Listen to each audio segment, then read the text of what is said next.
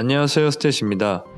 오늘은 반복되는 미국의 인종차별 문제와 데이나 슈츠의 열린관 작품을 향한 비난에 대해서 이야기해 보겠습니다. 1955년 8월 20일 14세 흑인 소년 에미틸은 미시시피주에 살던 사촌들을 만나기 위해 기차에 올랐습니다. 틸에게 있어 그날은 생애 첫 여행이었고 또래 친구들인 사촌들과 만날 생각에 들떠 있었습니다.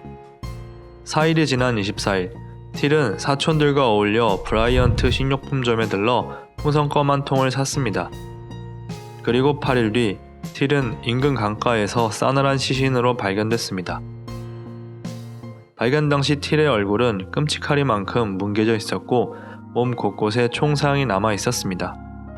틸을 살해한 것은 로이 브라이언트와 그의 이복 동생 밀 엄이었습니다.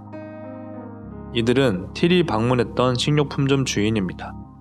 이들은 살해 혐의로 체포되었고 조사 과정에서 밝힌 살해 동기는 틸이 식료품점을 들러 껌을 샀을 때 가게를 보고 있던 로이 브라이언트의 아내 캐롤린 브라이언트에게 추파를 던졌기 때문이라고 밝혔습니다. 어처구니 없는 점들은 그의 살해 동기뿐 아니라 이후 진행된 재판에 구성된 배심원이 모두 백인이었다는 점, 그리고 그들이 무죄로 풀려났다는 것입니다. 틸의 어머니는 교회에서 진행된 장례식에서 5일간 아들의 관을 열어두고 참혹하게 살해당한 아들의 시신을 시민 모두가 볼 수 있게 해두었습니다.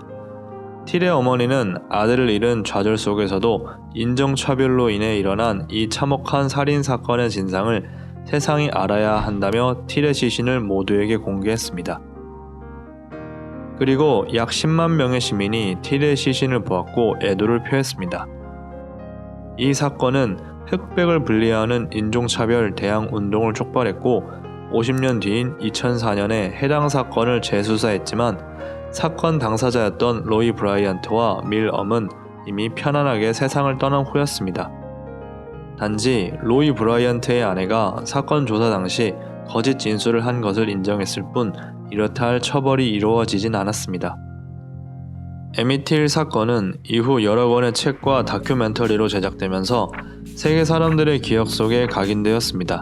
그리고 2017년 열린 휘트니 비엔날레에서 유대계 여성 화가인 데이나 슈츠가 에미틸 사건을 모티브로 한 열린 관을 공개했습니다. 그림에선 제목 그대로 관에 안치되어 있던 에미틸의 모습을 담았습니다. 하지만 이 그림은 에미틸 이야기를 다뤘던 여러 매체들과 달리 크게 논란이 되었습니다.